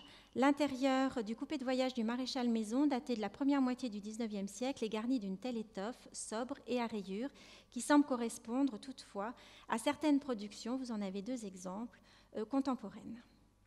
Il semblerait que ce soit le tissu de dessous qui recouvre la garniture avant la couverture textile. On voit les clous sur le côté, mais ça reste à vérifier. L'étude des intérieurs textiles de quelques véhicules conservés au Musée national de la voiture révèle d'abord le grand soin apporté à la garniture, au détail, dans un souci constant d'harmonie autant à l'intérieur qu'à l'extérieur de la voiture, qui est appréhendée dans sa globalité. Ensuite, elle est révélatrice de plusieurs tendances de la garniture tendue à la garniture capitonnée, de la recherche d'un plus grand confort, tout à fait propre aux préoccupations de la seconde moitié du XIXe siècle. Elle témoigne enfin de l'évolution du goût pour les velours, puis pour les étoffes unies, comme les taffetas et les satins, ou pour les étoffes façonnées ou mélangées, comme le reps. Le rapport de messieurs Belvalette et Connet sur la carrosserie et le charronnage, classe 62 de l'exposition universelle de Paris en 1878, énonce les différentes matières qui ornent l'intérieur des véhicules hippomobiles. On y retrouve le cuir de fabrication française, les maroquins français ou anglais, les draps spéciaux d'Elbeuf et de Sedan, les reps et satins de Lyon, dont le prix varie de 20 à 30 francs le mètre, les taffetas de Lyon, les moquettes bouclées ou veloutées de Picardie, les toiles à coller, à matelassé et pour doublure de lin de coton de Formium, fabriqués dans les départements du Nord, de la Mayenne ou de la Somme, les crins provenant d'Amérique du Sud, épurés et frisés en France, et enfin les galons réalisés à Paris ou dans le département de Seine-et-Oise. Force est de constater que les intérieurs textiles suivent le goût et les modes, tout en gardant une certaine permanence. C'est toute la difficulté de ceux qui effectuent ce travail de garniture, comme l'énonce l'un d'entre eux, Dupont, sellier carrossier, dans le guide du carrossier en 1860. La profession du sellier garnisseur, comme toutes les autres dans la carrosserie, est d'autant plus difficile à remplir convenablement qu'elle dérive de la mode et du goût. N'ayant point de loi que nous puissions indiquer et faire suivre d'une manière absolue, ne pouvant pas non plus uniformiser les modes, qui, dans ce cas, cesseraient bien vite d'exister, nous devons nous borner à diriger nos lecteurs dans le bon goût. Nous aurons en outre le soin de faire suivre toutes nos descriptions des moyens pratiques employés pour tracer et développer chaque genre de garniture, pour couper et appliquer avec économie les étoffes et les cuirs, pour broder, galonner, franger, piquer et monter toutes les parties séparées, tout en conservant à l'ensemble le cachet exigé par la mode du moment. Alors je vais aller assez vite sur les métiers qui sont concernés par la garniture et le décor intérieur textile, sachant que d'une manière générale, le terme qui apparaît le plus souvent est celui de sellier carrossier.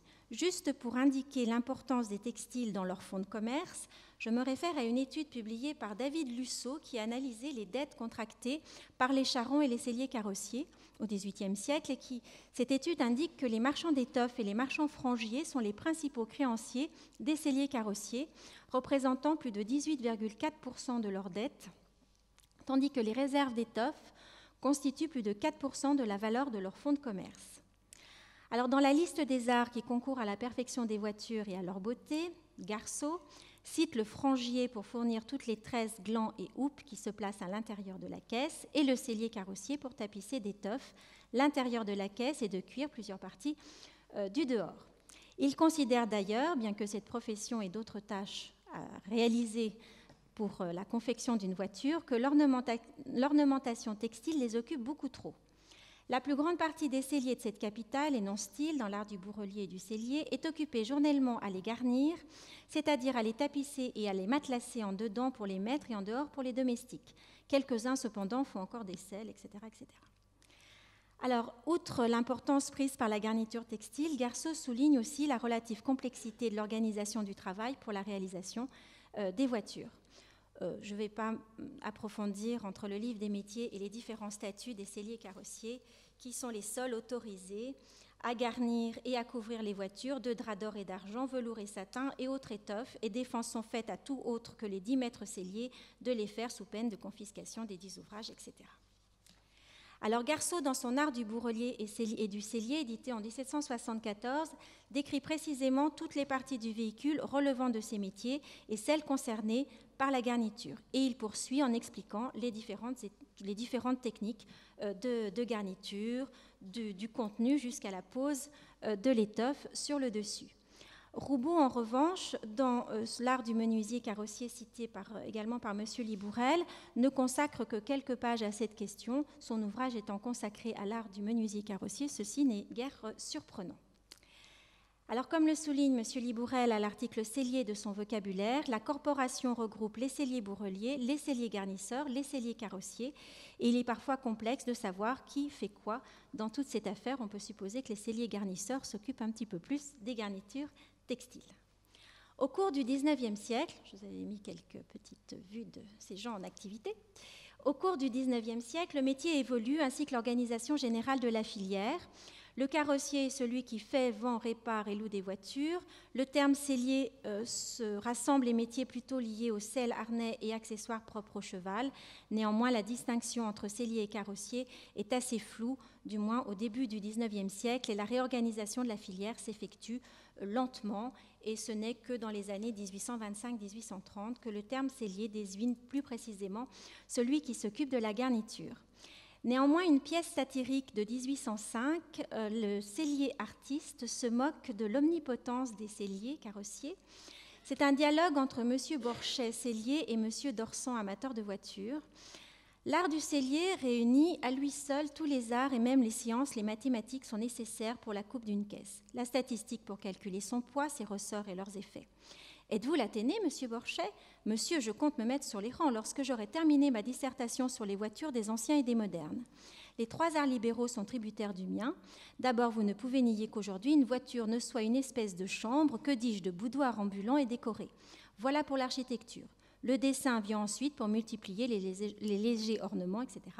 Je suis en outre tapissier-brodeur. Il me paraît que vous brodez beaucoup, monsieur Borchet. Les principes techniques du tapissier-brodeur sont exposés dans divers traités techniques au cours du XIXe siècle, dont nous pouvons citer le manuel complet du bourrelier et du sellier, publié par M. Lebrun en 1833 à Paris, qui consacre un chapitre complet à la garniture d'une voiture et des voitures fermées. Là encore, je ne vais pas rentrer dans le détail, l'auteur précise que la berline, une fois achevée, est livrée au sellier qui enlève portière et impériale pour procéder aux différentes étapes de la garniture. Force est de constater que les techniques de garniture sont restées relativement traditionnelles, même si les garnitures à ressort et à élastique vont progressivement s'imposer. Voilà Alors le guide du carrossier, alors je n'ai pas tout épluché encore, ne commence à s'intéresser à la garniture que à la fin des années 1860, on commence à trouver quelques pages techniques. Alors les fournisseurs d'étoffes sont identifiables, même si un travail important reste à faire.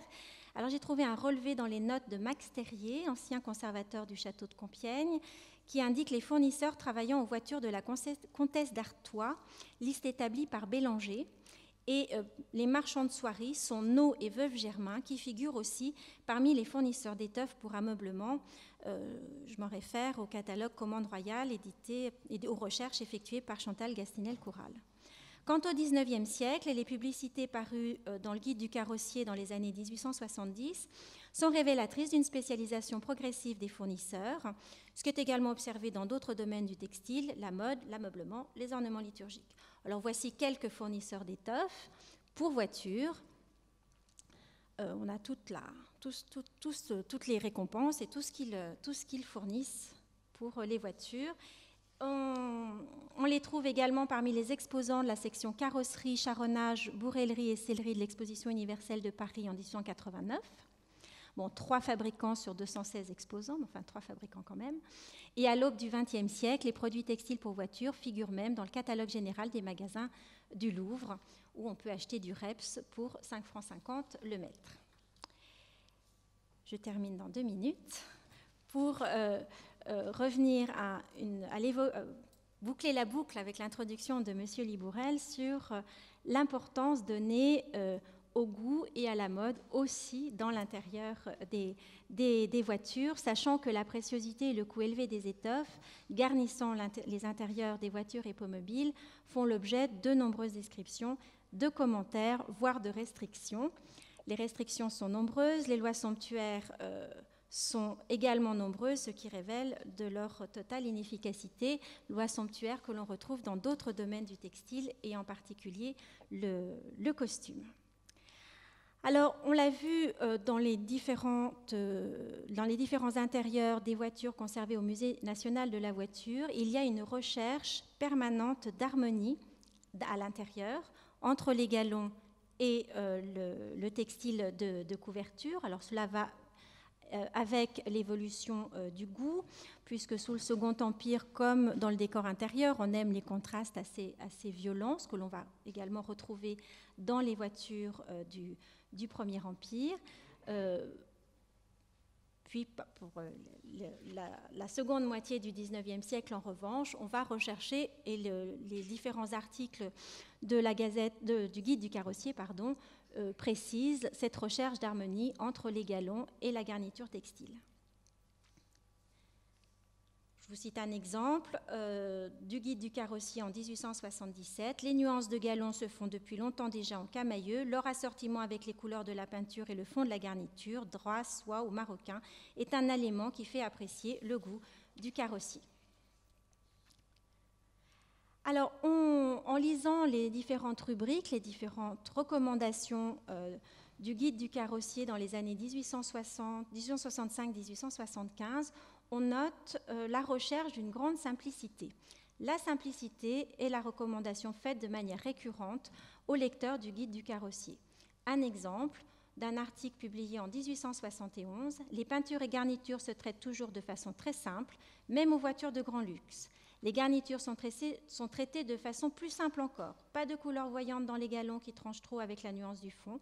On préfère les tons d'une même nuance, gradués avec goût dans le genre camailleux, etc., etc.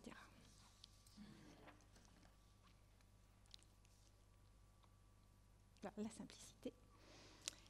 Donc les éléments techniques, comme je le précisais tout à l'heure, pour la garniture textile apparaissent dans les années 1870. D'ailleurs, la citation que je donnais en introduction montre que finalement, techniquement parlant, la garniture apparaît dans un premier temps plutôt accessoire. Et au niveau du style de garniture, même si on va progressivement recommander des garnitures tendues pour des raisons et de simplicité et d'entretien, force est de constater que les premiers véhicules automobiles de la fin du XIXe siècle et des toutes premières années du XXe siècle sont garnis de la même manière que les voitures hippomobiles. Alors, au-delà de la recherche de confort, la garniture textile des intérieurs des voitures hippomobiles au XVIII et XIXe siècle contribue grandement à la richesse et au prestige des voitures. Elle s'adapte aux fonctions du véhicule, garnie de la plus grande préciosité à la simplicité pratique et solide. Certes dédiée à des fonctions spécifiques et travaillée par un corps de métier spécialisé, les garnitures textiles n'en demeurent pas moins liées au goût et à la mode. Bien qu'appartenant à un secteur spécifique, elles ne peuvent être dissociées de l'évolution du décor intérieur, dont on trouve de nombreuses composantes dans les véhicules et de l'histoire de la mode. Je terminerai avec Brice Thomas, qui l'énonce clairement dans un article du Guide du carrossier en 1866. « Quand je me dispose à narrer la revue du Guide du carrossier, je regrette toujours que ce ne soit pas un journal de mode pour dames et demoiselles. J'aime mieux laisser la parole aux consommateurs qui préfèrent payer un coupé construit à Paris 3 600 francs que d'en faire fabriquer un pour 2 000 francs dans certaines localités et qui peut-être serait aussi solide. Ce qui fait cette différence de 1 600 francs, c'est le goût et la dernière mode. Ce sont ces petits riens que j'énumère plus haut. C'est une nouvelle forme, peu accentuée mais visible. C'est une garniture qui rehausse la beauté de madame et dont la nuance est claire si elle est blonde ou foncée si elle est brune. C'est un galon assorti aux couleurs de la peinture, c'est-à-dire s'il y a du bleu, du rouge et du noir dans la peinture, ces couleurs sont répétées dans les galons et dans des proportions harmonieuses. Les quelques exemples cités conservés dans les collections du Musée national de la voiture répondent à Brice Thomas avec justesse. Je vous remercie.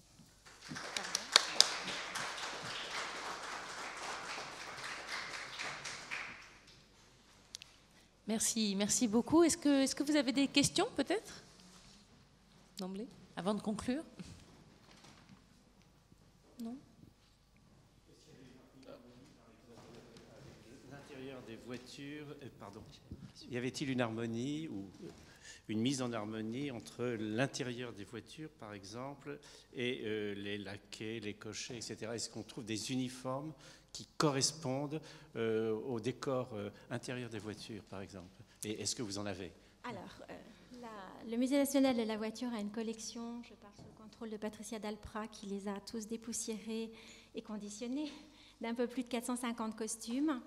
Alors, dans certains cas, oui. Dans d'autres, dans le cas des livrets de grandes familles, les livrets sont à la couleur des familles et répondent aux couleurs de la voiture, du moins aux couleurs des armes de la famille reproduites sur la voiture. Merci. Et pour poursuivre, vous n'avez pas d'exemple de garniture qui soit, vous en avez cité, mais qui soit vraiment aux couleurs de la famille?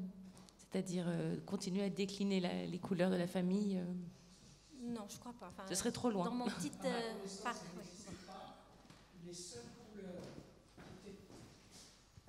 Merci. À ma connaissance, il n'y a pas de garniture intérieure qui reprenne les couleurs de la famille. Au XVIIe et au XVIIIe siècle, il n'y a aucune relation entre la tenue vestimentaire, c'est-à-dire la livrée des cochers, du personnel d'écurie, cochers, valets de pied, garçons d'attelage, etc., qui portent la livrée de la famille, mais les voitures du XVIIe et du XVIIIe siècle, vous avez vu à travers les voitures du XVIIIe siècle très ornées, il n'y a aucun lien. En revanche, au XIXe siècle, on voit des voitures qui sont à la livrée d'une famille, c'est-à-dire la couleur dominante de la caisse, puisque les caisses sont de couleur unie au XIXe siècle, la couleur de la caisse peut reprendre la couleur de la livrée de la famille. Je vais citer par exemple pour le Sud la famille d'Espérant, la famille Sabatier, qui est une famille de grands commerçants montpelliérains qui a fait fortune au XVIIIe siècle dans le commerce du drap, et qui va devenir au cours du XIXe siècle très riche, avec hôtel particulier à Paris, hôtel particulier à Montpellier, château dans la région de Nîmes, etc. L'un de ses représentants, Frédéric Sabatier, est un amateur de chevaux. Il élève des chevaux, il a un haras, et c'est un homme de goût. Toutes ses voitures sont faites à Paris chez les plus grands carrossiers. Herler, carrossier favori de Napoléon III, dont il possède au moins 2 voitures, un break de chasse et une calèche à 8 ressorts. Calèche à la Daumont. Il existe encore 5 voitures de ce monsieur conservées dans le château d'Espérant, près de Nîmes, et elles sont à la livrée de la famille d'Espérant, c'est-à-dire vert et blanc. Les caisses sont vertes et les trains sont verts, rechampis, blancs. Donc là, il y a en effet, et on trouve ça très souvent, un lien très étroit entre la couleur d'une voiture et la livrée d'une famille. C'est également le cas pour les équipages de la République. Oui, les équipages de la République, les équipages de Napoléon III qui étaient verts, les voitures étaient vertes. Donc il y a... Pardonnez-moi, la voiture, la berline que je vous ai montrée, alors j'ai mis la photo de l'extérieur en tout petit parce que son état, elle mériterait un allègement, un très fort allègement de vernis, mais reprend exactement ce que vient de dire M. Libourel. Le vert et le rouge. L'importance des tissus dans la carrosserie est primordiale. Pendant tout le XVIIe siècle, dans les archives, on ne décrit jamais les voitures. Et vous trouvez comme mention un carrosse de velours vert, un carrosse de velours bleu. Les voitures sont, déterminées, identifiées par la couleur et la nature de leur garniture textile, qui à l'époque est presque toujours du velours, et par la couleur. Donc cela indique, outre ce que vous avez dit tout à l'heure, le coût dans la fabrication d'une voiture. On voit pour les voitures d'apparat, les voitures de grand gala, que les garnitures textiles coûtent très cher, occupent une place très importante dans le coût de fabrication d'une voiture. Un relevé de Max Terrier le confirme, c'est un relevé décrivant les différents postes concernés par la fabrication d'une voiture. Ce qui coûte le plus cher, je crois toujours aujourd'hui, c'est la passementerie, et ensuite viennent les étoffes. Alors, je voudrais ajouter, puis il y a beaucoup de dames dans la salle, ça me fait plaisir, que la voiture, c'est un objet féminin. Vous savez que les premières voitures qui ont été fabriquées, je parle des voitures pour le transport des personnes, pas du tout les voitures pour le transport des pondéreux, etc. Les voitures pour les transports des personnes, les toutes premières sont faites à l'usage des femmes. Ce sont des voitures qui ont été faites pour des mariages de princesses, etc. Donc, les femmes ont marqué de tout temps l'histoire de la carrosserie et de la voiture, et notamment au XIXe siècle pour le choix des garnitures textiles. Très souvent, à partir du milieu du XIXe siècle, les voitures sont faites en série, sauf pour les grandes voitures d'apparat. C'est une industrie. Les carrossiers font des modèles en série. On livre des voitures dites en blanc, sans peinture et sans garniture. Et c'est souvent l'épouse du commanditaire, de l'acheteur, qui va choisir la couleur de la voiture, la garniture textile, la couleur des tissus, etc. Donc les femmes ont joué un rôle déterminant dans l'histoire de la carrosserie. Outre cela, elles ont pratiqué la conduite depuis longtemps, puisque la princesse Palatine, dans une lettre de 1718, donc très tôt, dit à propos de sa petite fille, la duchesse de Berry, elle a les mains fortes comme un homme, elle peut donc très bien conduire. D'ailleurs, c'est la mode depuis longtemps. Donc cette lettre signifie qu'à la cour de Louis XIV, les jeunes femmes de la cour conduisaient les voitures. Vous voyez que les femmes conduisent depuis très longtemps.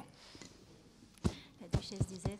Je me permets de confirmer ce que vient de dénoncer M. Libourel dans un passage du guide du carrossier en 1865, donc toujours relatif à la garniture. L'auteur précise « Il n'en sera pas de même pour la garniture, surtout si la voiture est à l'usage d'une dame de bon goût. Suivant qu'elle sera brune ou blonde, pâle ou colorée, il faudra dans tous les cas mettre la couleur et la nuance qui l'avantage le plus. C'est aux dames qu'en appartient souverainement le choix. »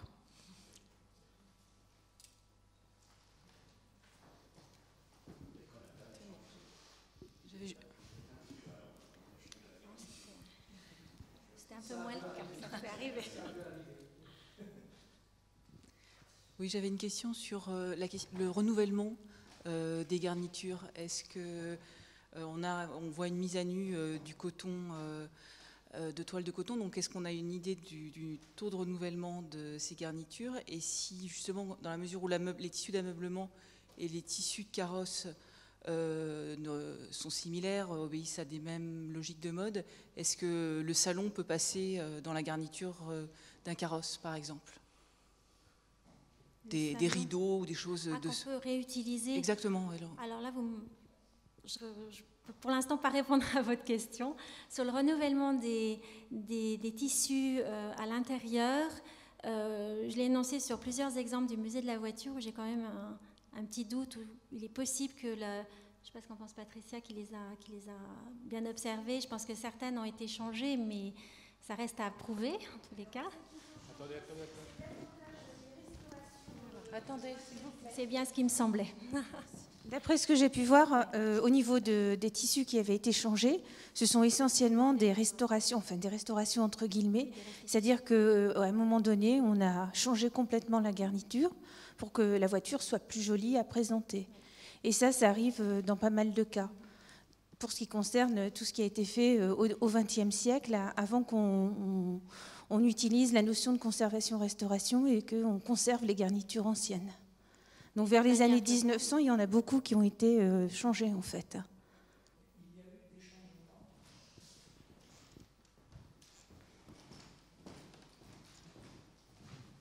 Merci. Il y a cependant eu des changements de garniture anciennement.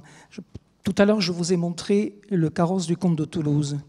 Dans toutes premières photos, donc une voiture construite au Gobelin en 1724. Cette voiture a été rachetée comme voiture d'occasion en 1741 ou 42 par les lecteurs de Bavière. C'était une chose assez fréquente. Certains princes insuffisamment fortunés, qui n'avaient pas les moyens de se faire construire un carrosse qui était un objet très coûteux, achetaient, comme nous aujourd'hui, des voitures d'occasion.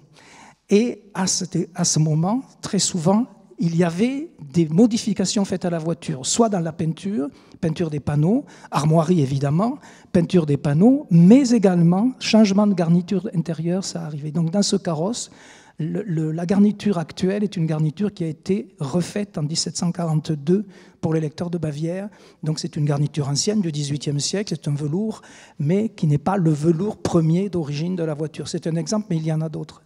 Oui, je pense que c'est ce qui s'est passé pour la voiture dite de voyage dite du duc d'Angoulême, qui est passée ensuite au général Mortier.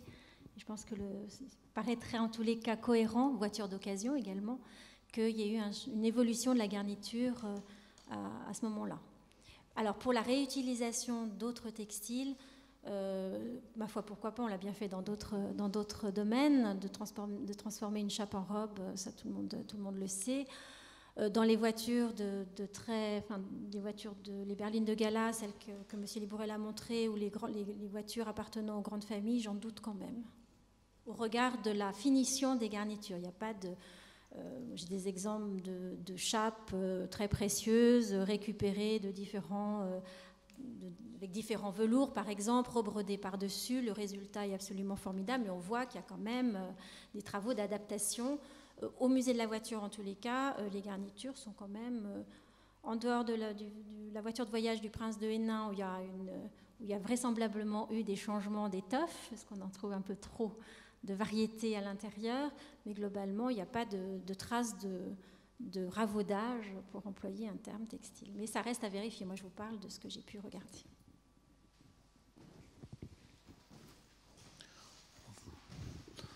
En tout cas, merci beaucoup. Merci d'avoir suivi toutes ces rencontres des Gobelins. Et on se retrouve en octobre pour la prochaine session des rencontres des Gobelins. Merci et très bon été à tous.